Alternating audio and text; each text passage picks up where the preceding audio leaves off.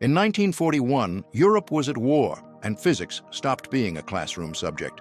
It became leverage, it became threat, it became the kind of knowledge that decides who gets to right the world after the smoke clears. And in that context, you still ask the same question about me with the same hunger for a clean verdict.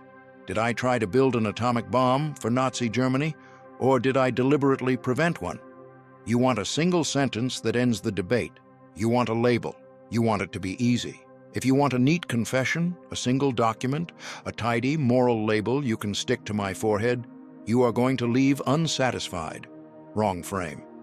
This question does not resolve like a courtroom drama. It circles one event, one moment, one meeting that you keep trying to turn into a key that unlocks everything.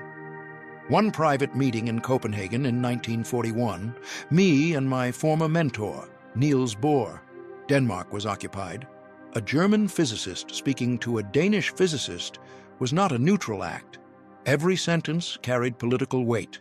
Every pause could be interpreted as a threat. Every hint could be heard as a confession. That brief encounter became a historical knot because it sits exactly where science, war, and ethics collide, and nothing stays clean. And here is the problem that makes this controversy endless. We do not know exactly what was said. No witnesses, no recordings, no transcript you can replay to settle the argument. What you have are later recollections written years after the war, written after the bomb reshaped the world and contaminated every memory with hindsight. Bohr and I remembered that night very differently. Not a little differently, not in tone, in meaning. Our memories were shaped by what came later, by political realities, by fear, by reputation, and by the need to explain ourselves in a world that had already seen Hiroshima. And then the post-war world did what it always does. It turned uncertainty into narrative. It turned technical failure into moral theater. It started asking who chose, what, and why, and whether a mistake was truly a mistake or an act of restraint. People took the fog of wartime physics and tried to rewrite it as a clean story with heroes and villains.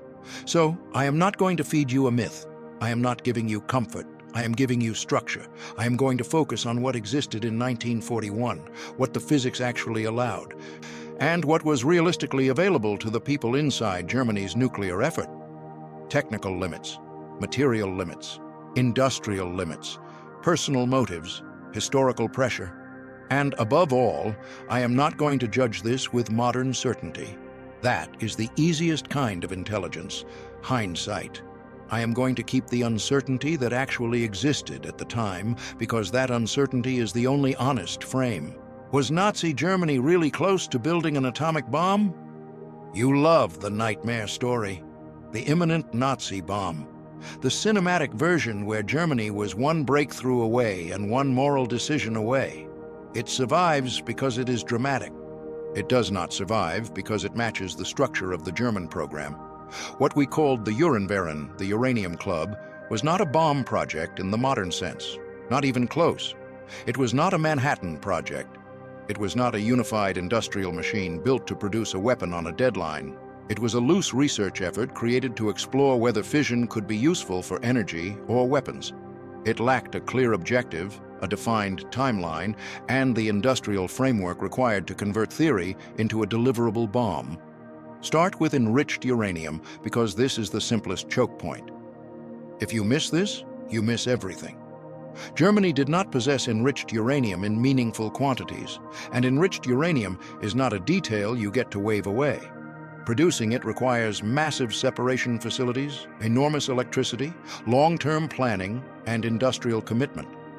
None of this existed inside Germany's war economy at the scale required. The regime never devoted the resources needed to build enrichment plants on an industrial level.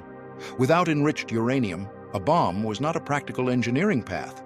It was a theoretical discussion pretending to be a plan. The alternative path is plutonium, and that path requires reactors. No reactor, no plutonium, no bomb. German scientists attempted to build experimental reactors using natural uranium and heavy water, but none of these systems reached criticality. They were research assemblies, experiments, not functioning reactors. And without a reactor sustaining a chain reaction, plutonium production was not possible. You cannot weaponize a chain reaction, you cannot even hold. Heavy water became a symbol people still obsess over, but it was also a bottleneck. Supplies came largely from Norway and were repeatedly disrupted by Allied sabotage. Even if the deliveries had been perfect, the quantities available were not enough to support an industrial reactor program. The entire effort remained trapped at the experimental level. Symbol is not supply. Now compare this to the Manhattan Project and the difference becomes embarrassing. One side built an industry. The other side held meetings. The American program operated at industrial scale. Entire cities were built to enrich uranium and produce plutonium. Tens of thousands of workers were employed. Billions of dollars were spent. Military authority and political priority were aligned with scientific objectives. Germany had none of that coordination. Our research competed with other weapons programs and never became the regime's absolute focus. And yes, there was also a critical technical misjudgment that shaped perception. This is where people start hallucinating motives. Calculations of the critical mass required for a bomb were dramatically incorrect inside the German effort. Estimates suggested tons of material rather than kilograms. Numbers like that make a bomb look impossible under wartime constraints. Whether this was an honest mistake or a consequence of incomplete data, it mattered because it made the weapon appear impractical. So, no, Germany was never close in the operational sense you imagine. The program lacked enriched fuel, lacked a working reactor, lacked stable supply chains, lacked industrial capacity, and lacked centralized coordination. That is not a near miss. That is a different universe. And if you are hoping for a purely moral explanation, here is the harsh truth. Reality does not care what story you prefer. The failure was not primarily moral. It was physical, logistical, and structural. The bomb did not fail to appear because it was nobly rejected. It failed because the conditions required to build it never truly existed. Before war turned physics into strategy, Bohr and I shared something rare: trust, admiration, the kind of intellectual intimacy built on argument and honesty, the kind you think survives anything. It does not. I arrived in Copenhagen as a young physicist trying to learn how to think. Bohr did not only teach me facts, he taught me a discipline, a way of holding uncertainty without lying to myself. Our conversations shaped quantum mechanics. Disagreement was not a threat, it was the method. That is why what came later hurt. That is why the later encounter was so poisonous. By 1941, the world we built together had collapsed. Denmark was occupied. German soldiers moved through Copenhagen. Scientific exchange had been replaced by surveillance and fear. Every conversation carried risk, and you do not get to pretend that risk was abstract. Bohr was not simply a scientist anymore. He was Jewish. That fact alone placed him in danger, regardless of reputation. He was also symbolic. His institute represented free inquiry, the opposite of ideological control. Any contact with a German scientist could look like collaboration or coercion. And I carried my own burden. I represented German science, whether I wanted to or not. My work existed inside a state engaged in total war. Even without party membership, even without ideological loyalty. My presence in occupied Denmark could not be separated from German authority. To Bohr, I could appear as a messenger of an enemy regime. To me, Bohr was the one man I believed might still understand what physics was becoming. Before we spoke, we both understood the danger. If you imagine a calm academic chat, you are hallucinating. Open discussion was impossible. Indirect language risked misunderstanding. Silence suggested guilt. A wrong sentence could be interpreted as threat or confession. The trust that once allowed us to explore uncertainty now made every ambiguity sharper. This was never just a scientific conversation. It was about loyalty, fear, responsibility, and incomplete knowledge. Bohr had to protect his family, his institute, his moral standing. I had to navigate a system that demanded results while trying to remain a scientist, not a weapons builder. For Bohr, listening risked complicity. For me, speaking risked betrayal. War turned our shared language into a minefield. What once connected us now threatened to destroy us. The meeting occurred in September 1941 in Copenhagen. I traveled from Germany under the cover of scientific events. The real purpose has been argued about ever since, mostly by people who want the argument to end. I sought discussion with Bohr, my former mentor, still a leading voice in nuclear physics. Copenhagen was familiar ground to both of us, but it was familiar ground under occupation. There is no explicit record of a bomb being discussed, no document with a clean sentence that says, "We will build a weapon," no written plans exchanged, no blueprint handed across a table. And do not misunderstand that silence as proof of innocence or proof of guilt. It was proof of danger. Try to say the word bomb out loud in an occupied city and imagine what it does to the room. Speaking plainly, in that environment could have endangered both of us. The discussion revolved around nuclear energy. I described the theoretical possibility of chain reactions. I explained the limits of uranium as fuel. I described the potential for extraordinary energy and the practical obstacles that stood in the way. Bohr listened, reading between lines, interpreting pauses and tone in ways that would later haunt him. Ethical considerations appeared indirectly. I hinted at responsibility, at limits a scientist should observe. Bohr did not hear certainty. He heard ambiguity. He feared what the German state might demand, regardless of my personal beliefs. I may have assumed my intentions were readable, that ethical concern was mutual, but in occupied Denmark, indirect language is a trap. Miscommunication magnified everything. Technical possibilities came up in detail: uranium critical mass, reactor design, heavy water scarcity. I presented calculations that suggested impossibility within the near term. Bohr processed those numbers differently. He imagined a future weapon. We looked at the same physics through different lenses: war, fear, and the fact that one of us was a citizen of an occupying power. The conversation ended abruptly. No agreement, no plan, no resolution. Bohr left unsettled, alarmed by what he believed was implied.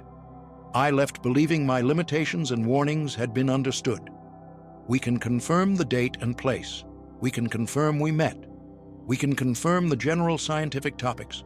Everything else is interpretation, and interpretation became poison.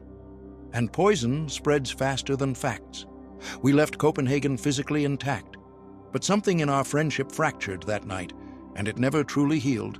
Two irreconcilable memories born from the same meeting.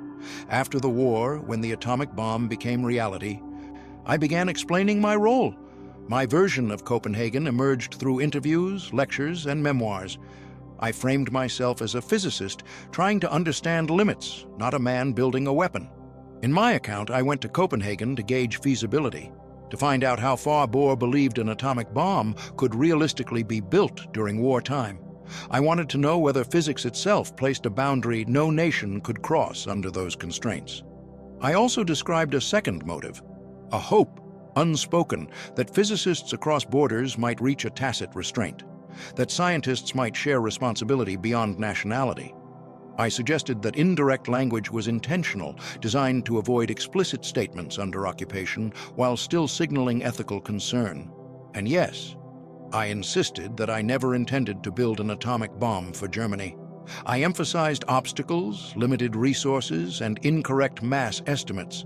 I described the wartime work as exploratory and theoretical. In that narrative, failure was not accidental. It matched a lack of intent. Bohr remembered the same encounter differently. His interpretation survived in unsent letters and private drafts written years later. He recalled feeling disturbed rather than reassured. He believed I spoke as a representative of German power, not as a neutral colleague. What I intended as caution, he heard as confirmation. Bohr interpreted my tone as inevitability. Nuclear weapons, in his mind, were presented as the future of physics rather than a moral choice. When I emphasized technical difficulty, he did not hear rejection. He heard delay. And in occupied Denmark, indirect language does not read as careful. It reads as threatening. Ethical hints without clarity are not comforting. They are frightening. Bohr concluded that I would contribute to a German bomb if circumstances allowed. Those private letters became some of the most damaging evidence against my later claims. Bohr described confusion, shock, and fear after the meeting. He rejected the idea that I sought restraint. He rejected the idea of a shared moral position. Timing matters here, and if you ignore it, you are not thinking. You are doing theater with history. Both versions were articulated after Hiroshima and Nagasaki. The bomb changed the moral landscape forever. I spoke from a defeated nation seeking explanation. Bohr spoke from a world reshaped by a weapon he later helped bring into Allied hands. Memory does not survive a catastrophe untouched. Neither account is neutral. I had reason to protect my reputation. Bohr had reason to distance himself from German science. Facts blurred into narrative. That is why the debate persists. You cannot recover the exact words. You cannot measure intent with an instrument. One meeting produced two incompatible truths, and both were reshaped after the world learned what physics could become. Catastrophe edits memory, from conflicting memories to a crucial equation. Critical mass is the minimum quantity of fissile material required for a self-sustaining nuclear chain reaction. Below it, neutrons escape and the reaction dies. Above it, the chain grows rapidly and releases destructive energy. For a bomb, that number determines feasibility. Inside the German effort, my calculations placed this threshold far beyond reach, tons rather than kilograms. And that matters because tons means impossible under wartime constraints. No strained economy refines and assembles fissile material at that scale. One assumption like that can stall an entire project because it makes the weapon look like fantasy. One explanation is straightforward: honest scientific error. Nuclear physics in the early 1940s relied on limited experimental data. Neutron cross-sections were poorly measured. Purity was uncertain. Reactor behavior had not been directly observed. Under those conditions, conservative estimates were common. You do not calculate cleanly in a fog you did not choose. Another explanation is structural isolation. Germany lacked isotope separation facilities and never achieved a functioning reactor. Without experimental confirmation, theory stays course. Refinement requires data and infrastructure, and Germany did not have the pipeline. Then comes the explanation you love because it makes the story morally satisfying. Intentional restraint. The claim that I kept the calculation wrong to prevent the bomb from advancing, letting it appear unreachable so progress stalled without open resistance. It is a beautiful story. That does not make it true. Historians of physics tend to be skeptical of this claim, and for a basic reason. There is no direct evidence, no lab notes showing suppressed results, no private confession. The sabotage narrative is built mostly from retrospective interpretation. And there is another problem for that story. After Hiroshima, I reconstructed the correct order of magnitude quickly, within days. That rapid correction suggests the reasoning was available, not hidden behind incompetence. But it also suggests something else. If I truly had bomb design mastery in my pocket, the news would not have produced confusion first. Farm hall recordings pushed the sabotage story even harder against the wall. German scientists expressed genuine surprise at the bomb's success. Initial confusion dominated. Deliberate saboteurs would not be intellectually unprepared for the outcome they supposedly understood all along. So the miscalculation fits the broader context of the program. Limited data, weak infrastructure, fragmentation. The critical mass error looks systemic, not theatrical. It looks like a program that never became a machine. No direct evidence supports deliberate sabotage. The equation that shaped perception points more toward scientific uncertainty and structural constraint than covert resistance. From equations to exposure, Farm Hall and the moment of truth. After the collapse of Nazi Germany, the uncertainty around my intentions did not vanish. It followed me into captivity.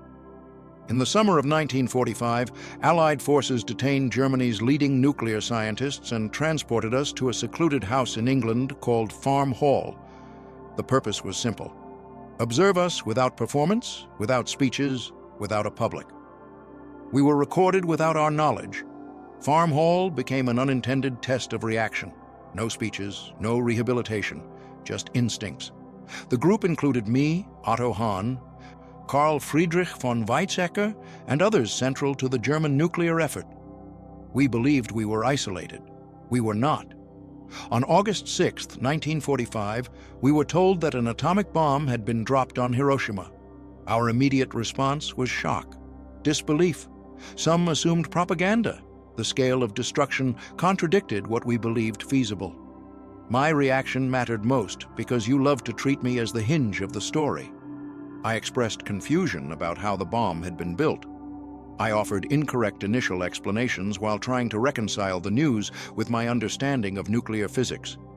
That moment matters. A physicist who has secretly mastered bomb design does not guess after the bomb is used. He recognizes the mechanism. He anticipates the engineering. Confusion indicates absence of operational preparation. In the days that followed, I revisited the problem and reconstructed the correct order of magnitude for critical mass from first principles. The calculation emerged once the reality of the bomb forced re-examination. That correction showed competence. It did not automatically prove years of concealment. It showed that the reasoning was reachable, but that it had not been turned into a wartime weapon program. The recordings show something else. There is no clear tone of relief at a moral victory. There is surprise at being outpaced. There is curiosity about how the Americans solved engineering problems. Ethical reflection appears later, shaped by consequences more than foresight. Farm Hall strips away the flattering myth. Without an audience, we did not speak like heroes. We sounded like scientists who underestimated what was possible and who lacked the infrastructure to realize it. That is what real constraints sound like, and the implication is blunt. People planning a bomb do not react with astonishment when it explodes. They recognize the mechanism. They anticipate success. At Farm Hall, astonishment ruled. That moment exposes the limits of intention, knowledge, and control inside the German nuclear effort. You want a clean answer because clean answers are comforting. Villain, savior, simple moral geometry. This story refuses. Reality refuses. The evidence does not support the image of me as a secret architect of a Nazi atomic bomb, but it also does not confirm the comforting fantasy of a silent hero who saved the world. What remains is far more uncomfortable and far more human. I operated inside a system defined by fear, limited information, and political pressure. My calculations were shaped by incomplete data. My choices were constrained by fragmentation and lack of industrial coordination. My words were filtered through surveillance, censorship, and personal risk. None of that excuses moral ambiguity. It explains why moral clarity is hard to extract. The Copenhagen meeting, the conflicting memories, the technical miscalculations, and Farm Hall point to the same conclusion. The German nuclear effort failed not because of a single moral act, but because physics, logistics, and organization never aligned. Intent alone does not build weapons. Infrastructure does. Coordination does. Industrial commitment does. Germany lacked all three. This does not absolve scientists. Knowledge stops being neutral when it enters the political world. Bohr understood that. I understood it too. The tragedy is that understanding arrived before society learned how to control its consequences. And the deeper lesson goes beyond the Second World War. It forces you to confront how scientific progress interacts with power. It asks whether individual ethics can resist state demands. It shows how easily memory reshapes itself after catastrophe until uncertainty becomes narrative. Judging 1941 with modern certainty produces comforting answers and inaccurate history. In 1941, the future was unclear. The bomb was theoretical. The war's outcome was unknown. Decisions were made in fog. If you demand clarity anyway, you will manufacture it. My legacy is not a neat label. It is the legacy of a scientist standing at the edge of discovery without control over how discovery would be used. And that unresolved tension is one of the most important warnings science has ever produced. Not because it is dramatic, because it is repeatable.